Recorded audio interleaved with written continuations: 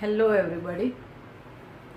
Now today we will go for the next important topic of fifth chapter, that is chemical bonding and molecular structure, and our today's topic of discussion is about polarity of covalent bond.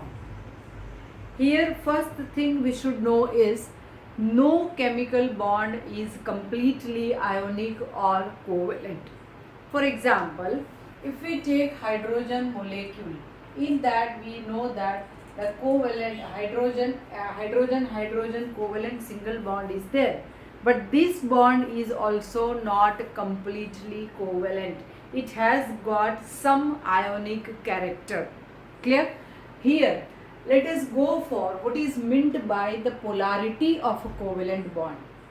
When the covalent bond is formed between two identical atoms, like here it is between two hydrogen atoms, then the shared electron pair remains exactly between the nuclei of two bonded atoms, and so this type of bond is a non-polar covalent bond.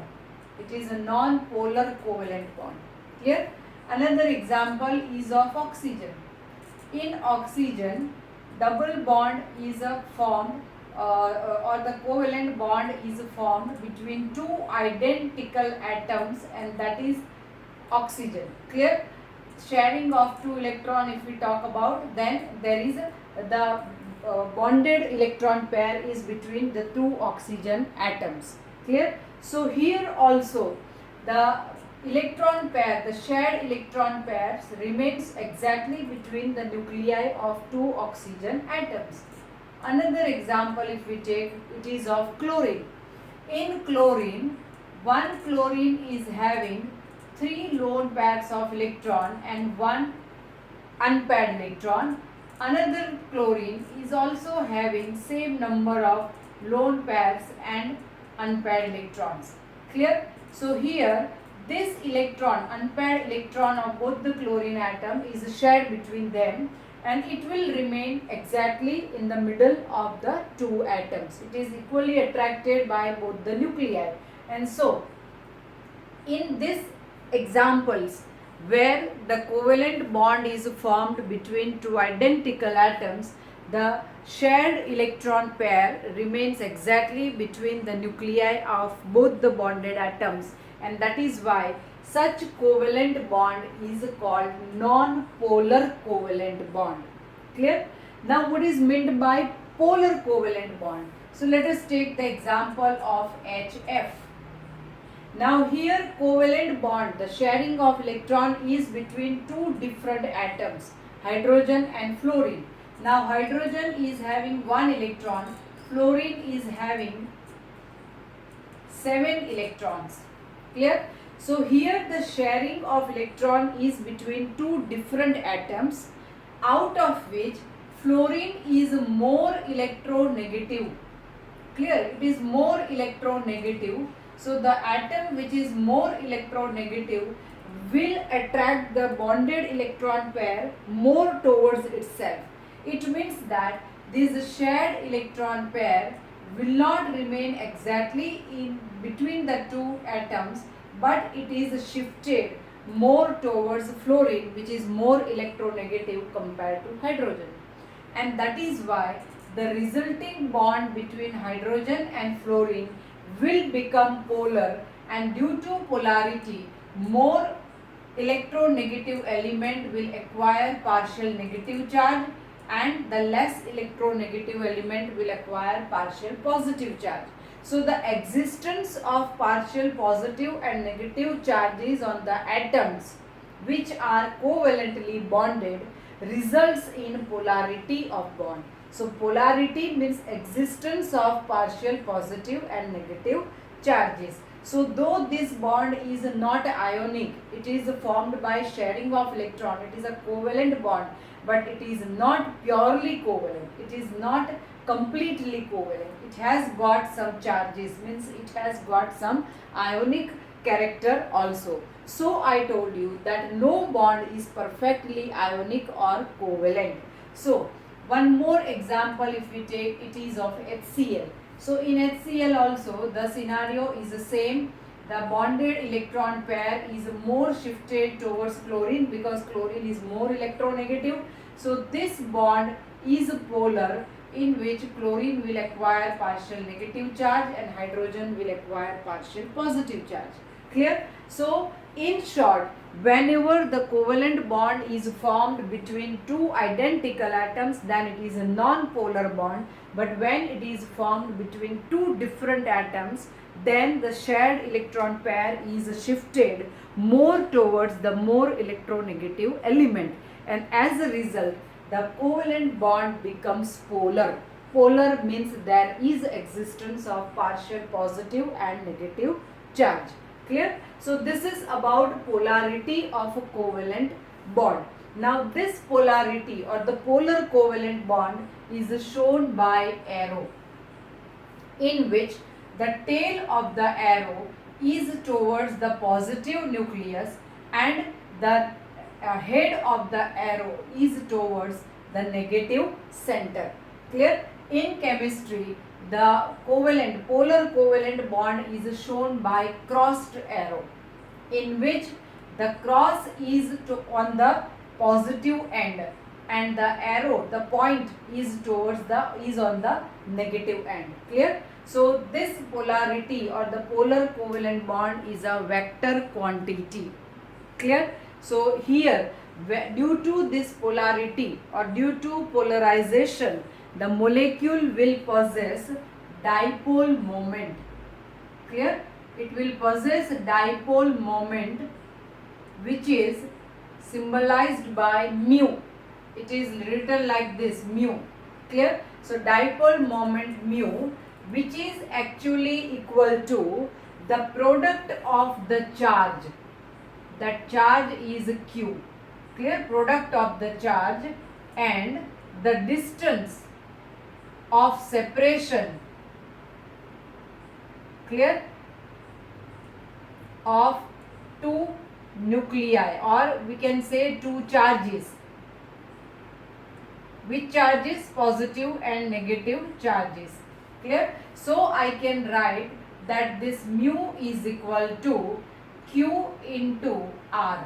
R is the distance between the positive and negative centers or positive and negative nuclei. So mu is equal to Q into R, where mu is equal to dipole moment. So dipole moment is present only when the covalent bond is polar, only when there is existence of polarity in covalent bond.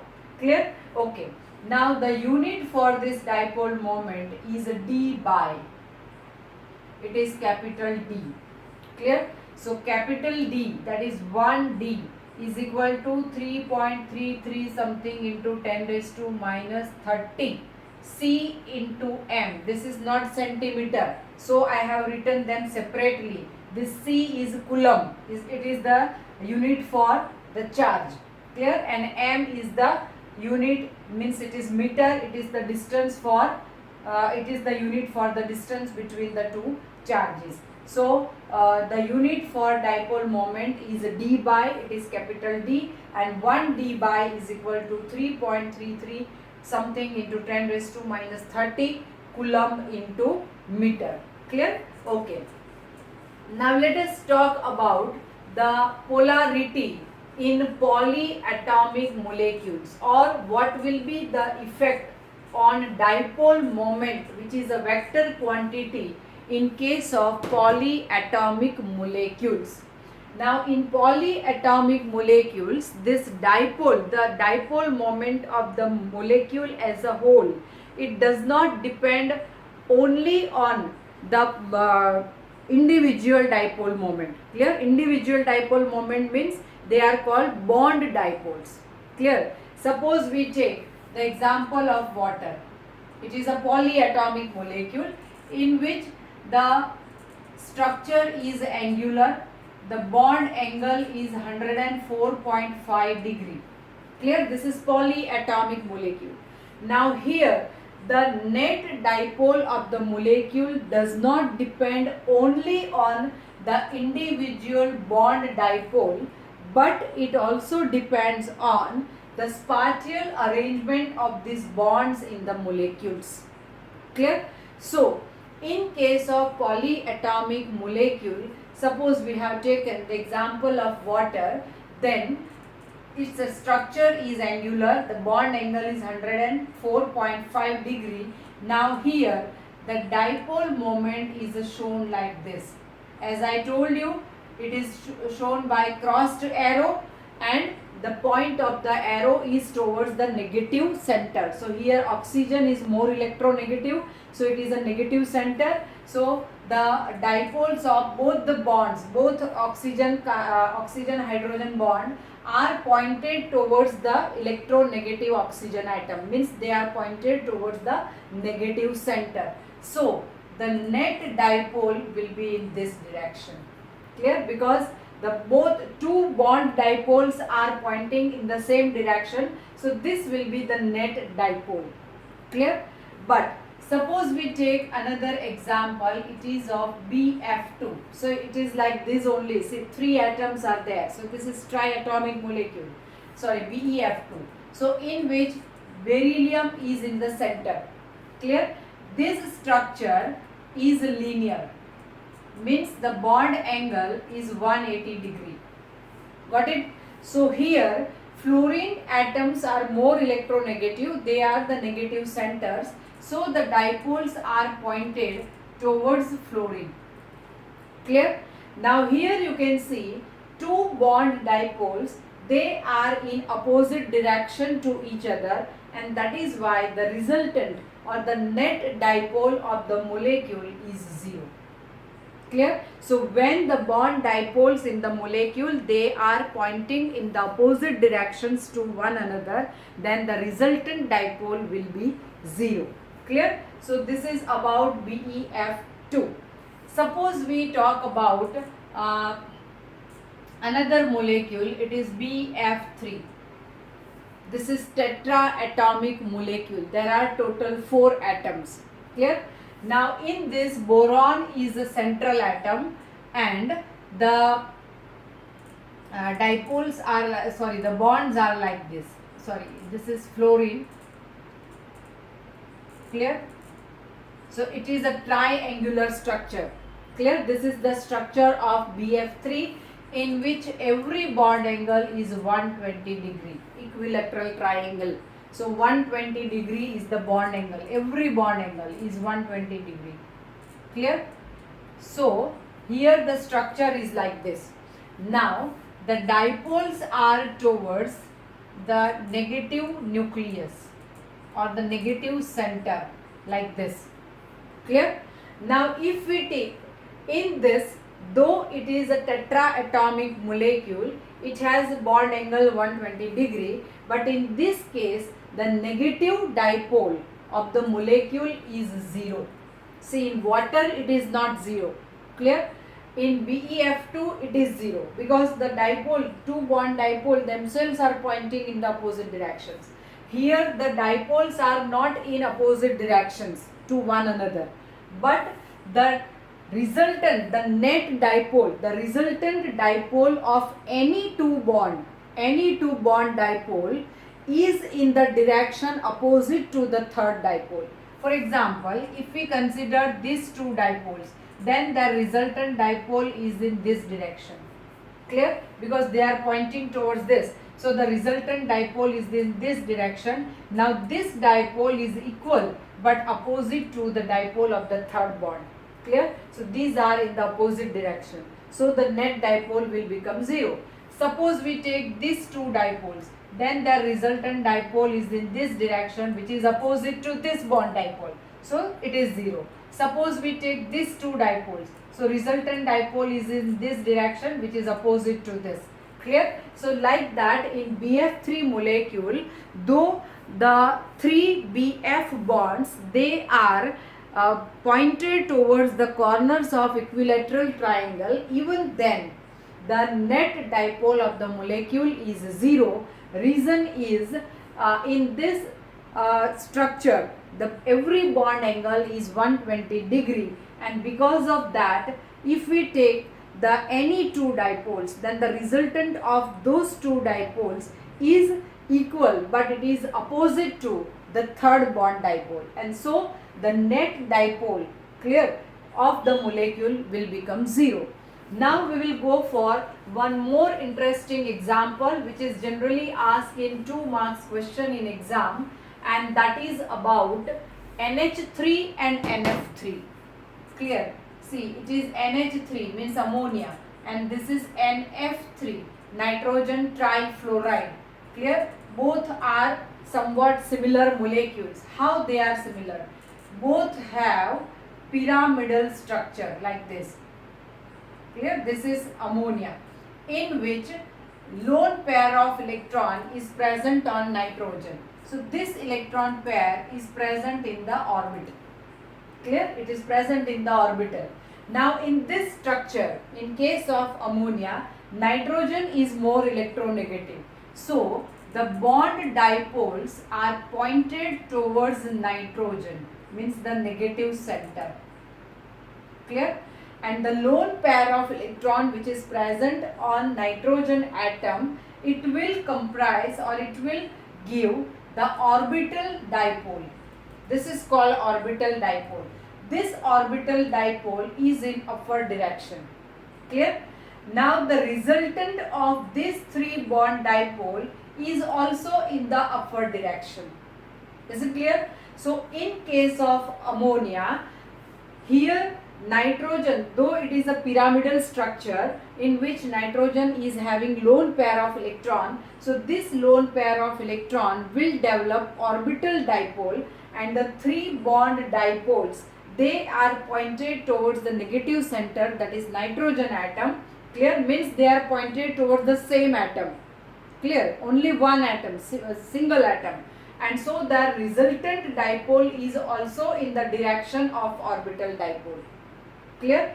But in case of NF3, though the structure is pyramidal like ammonia, clear, nitrogen is having lone pair of electron in its orbital, valence orbital, so it is having orbital dipole which is in the upward direction, but here 3 bond dipoles are towards fluorine atom, because fluorine is more electronegative than nitrogen. So 3 bond dipoles are pointed towards fluorine, means they are pointed in 3 different directions, means towards 3 atoms. Clear? In case of ammonia, all the 3 bond dipoles are towards nitrogen only, because means it is towards a single atom, but here 3 bond dipoles are towards 3 atoms. Clear? So the resulting, see that these dipoles are in the downward direction, so the resultant dipole is in the downward direction, and the orbital dipole is in the upward direction. Clear? So here this orbital dipole and the resultant dipole, as they are in opposite direction, so dipole moment of ammonia is greater than dipole moment of NF3. So this can be asked in exam. Though NH3 and NF3 both have similar structure, that is pyramidal structure, but ammonia is having higher dipole moment than NF3. Why?